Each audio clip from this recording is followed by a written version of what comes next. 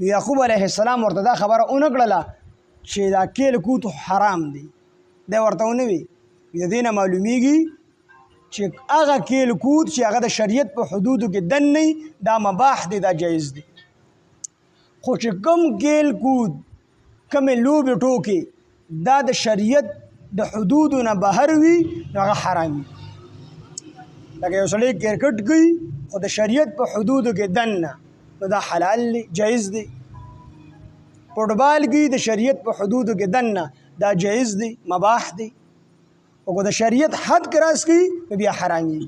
لکه فوټبال کې اکثرو خلکو هغه جانګي اچولي نو د نارینه عورت د نوم نه راواخلې تر د کونډو پورې دا د نارینه عورت دی، د زنګون په دې عورت کې داخل دی د امام ابو حنیفه رحمت الله علیه په نسبت باندې، او نوم د عورت نه بهر دی نو د نوم نه راواخلې تر د کونډو پورې دا عورت دی نو چې دی کم سے کم پټي.